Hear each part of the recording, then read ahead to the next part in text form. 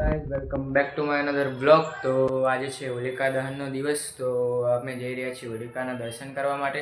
તો જોડાયેલા રહેજો આગળ બ્લોગમાં, તો તમને દર્શન કરાવશું અને ઘણી બધી આગળની અપડેટ આપવાની છે તમને, જે આપીશું।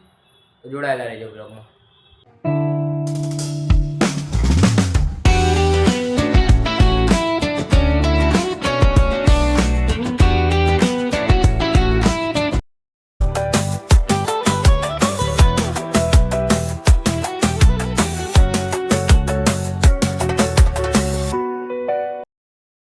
તો બસ જેવું કે તમે જોયું કે અમે હોલિકાના દર્શન કરીને પછી હું જતો રહેતો જીમ, અને જીમથી હું હાલ જ આવ્યો છું।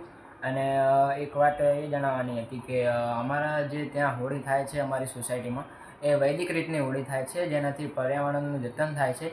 તો જે લોકો લાકડા અને એવું વધારે બાળતા હોય તો એ લોકોને કદાચ આવી રીતના વૈદિક હોળી જે છે એ કરવી જોઈએ। અને એક બીજી અપડેટ એ હતી કે આજે રાત્રે અમે નીકળી રહ્યા છીએ ચોટીલા માટે। તો જોડાયેલા રહેજો બ્લોગમાં, તો ચોટીલાના તમને દર્શન કરાવીશું। તો બસ હવે અમે ચોટીલા જવા માટે નીકળી રહ્યા છીએ બસ સ્ટેન્ડ। તો ચોટીલા આપણે પહોંચી અને પછી ત્યાં જઈને મળીએ। તો બસ અમે ચોટીલા ઉતરી ગયા છીએ અત્યારે, અને અહીંયા નાસ્તો કરવા અમે બેઠા છીએ।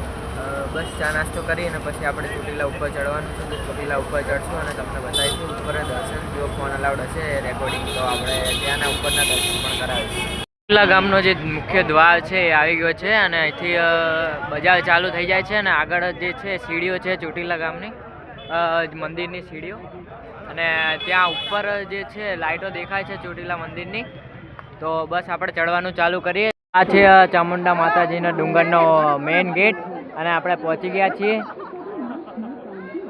તો બસ આપણે સીડીઓ જે છે મંદિરની ચડવાનું ચાલુ કરી દીધી છે, અને અહીંયા ઉપર મંદિર જે છે દેખાય છે લાઇટો અને બાઇટો, અને બસ અમે ચડવાનું હવે ચાલુ કરી દીધું છે। ઉપર જો અલાઉડ હશે તો આપણે ઉપર પણ દર્શન કરાવીશું, અને મંદિર જે થોડુંક જ દૂર છે, તો અંદર જઈને દર્શન કરાવીએ।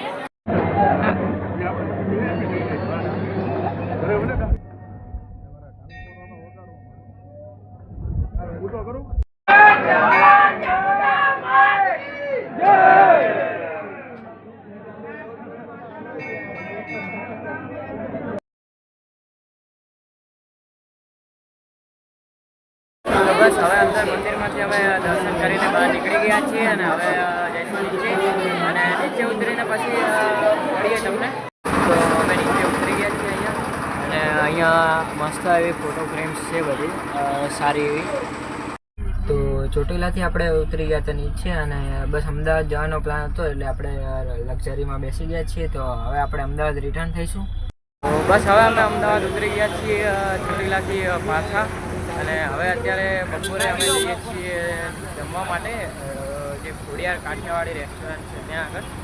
તો બસ ત્યાં આગળ જઈએ અને જમીએ।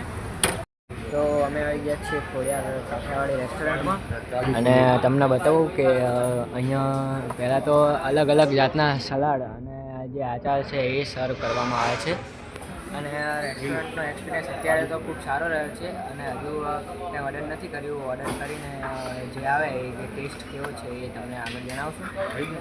તો અહીંયા આ સલાડ,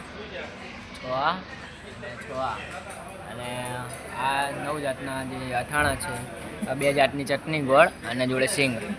અને અહીંયા એક નવી વસ્તુ જોવા મળી, આ લીલા કાંદા છે પાણીમાં મૂકેલા, અને એ પણ જો તમારે ખાવા હોય તો તમે લઈ શકો છો જોડે। અને બસ હવે ઓર્ડર આપી દીધો છે, કાજુ પનીરનું શાક અને ભાખરી મંગાવી હતી, અને બસ તો હવે એક બાઈટ ટેસ્ટ તો કર્યું છે, ટેસ્ટ એકદમ સારો છે। તો બસ આટલું ફિનિશ કરી અને પછી જે ફાઇનલ રિવ્યૂ છે જે એ તમને આપીએ।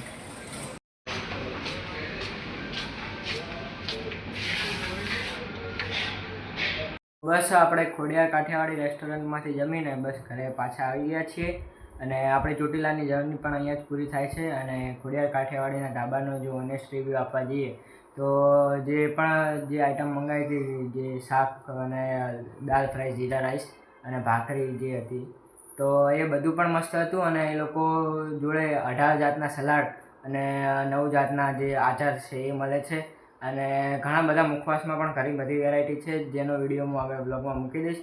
તો જેને પણ કાઠિયાવાડી જો ખાવાનું પસંદ કરતા હોય અને અમદાવાદમાં રહેતા હોય તો એકવાર જરૂરથી વિઝિટ કરવા જેવું છે.